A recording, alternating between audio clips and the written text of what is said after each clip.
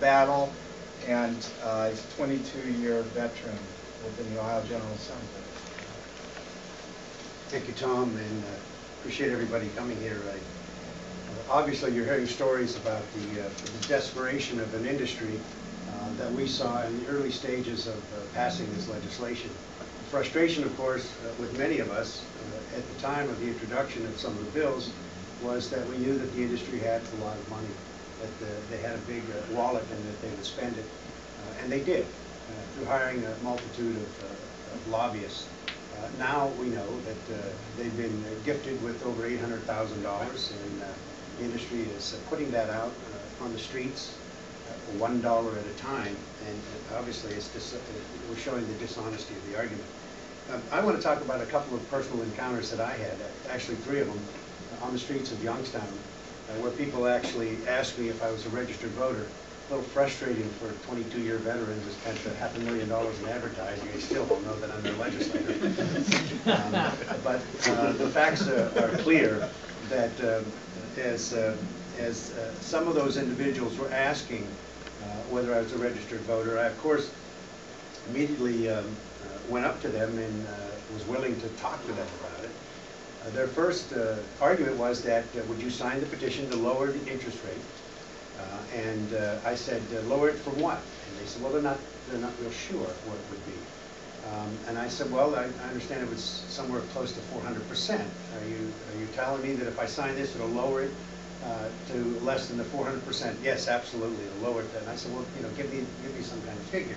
And he said, well, I'm not real sure about it, but the bottom line is that it'll save 6,000 jobs. Aren't you interested in saving 6,000 jobs?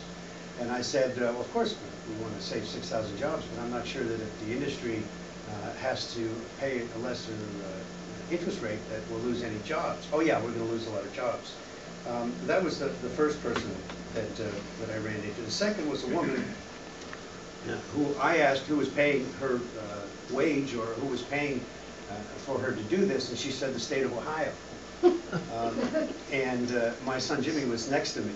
At that time, we were at the Italian Fest in downtown Youngstown, and she said that the state of Ohio had actually employed her. And I said, really? What part of the state of Ohio? What department of the state of Ohio? Oh, actually, well, actually, I'm from Pennsylvania, and they hired me to work in the state of Ohio. And I said, well, actually, are you an employee of the state of Ohio?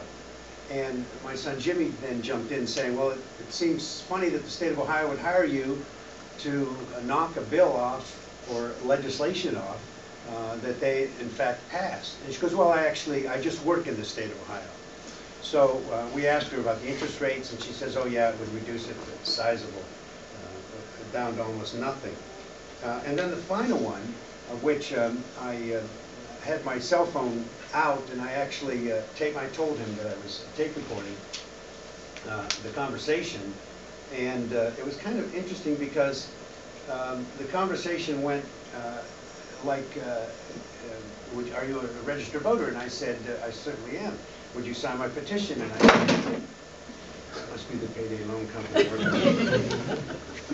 I said, yes, I am, and a registered voter. And he said, well, would you sign this? And I said, well, what will it do? And he said, well, it will lower the interest rate. I said, from what? He said, we'll lower it from somewhere way up there down to 5%. And I said, well, it's amazing. So as I brought my tape recorder out, I don't know if you can pick this up, but I had another guy that just hold that for and as you can see, what we're doing, you were a co-sponsor of that bill, weren't you? You were a co-sponsor, weren't you? I was a co-sponsor of the original bill. On that bill. That is correct. And it is frustrating, by the way, for people not recognizing the fact that you're an elected official, but I think that the fact that they are desperate, just like the people that reached out for some of these loans, they were in desperate situations. And the people that are gathering these signatures are also desperate for their $1 that they're going to get for each signature. So for them to not have the information, for them not to inform everyone, for them to think clearly that the only way that they're going to get that dollar is to rush to the judgment of that signature and get that signature as quickly as possible. So I'll be glad to answer any questions. Do you think this is a concerted effort by the payday loan industry to mislead people signing this petition? Or do you think it's just kind of a general confusion? You know, it sounded like a lot of the people, when you pressed them on it, they really didn't know what was going on or you know, what that bill exactly did. I think it's a little of both. I think that misinforming or giving information, or the lack of information that they're giving to their petitioners is an indication that they're trying to keep as little knowledge from them as possible so that they're not giving it out. As my son Jimmy and I discovered, and we did go on a crusade, by the way. You can go to any event in the next few weeks and find these petitioners out there. They basically were not informed about all the issues that we were informed about, and they were clearly concerned about getting us to sign as quickly as possible so they could move on to get the next signature and get the next dollar. One, and I forgot to mention, one of them, this woman in the middle, actually had two petitions. She had a petition for the casinos to put that on the ballot and the payday loan. So she was getting paid from both.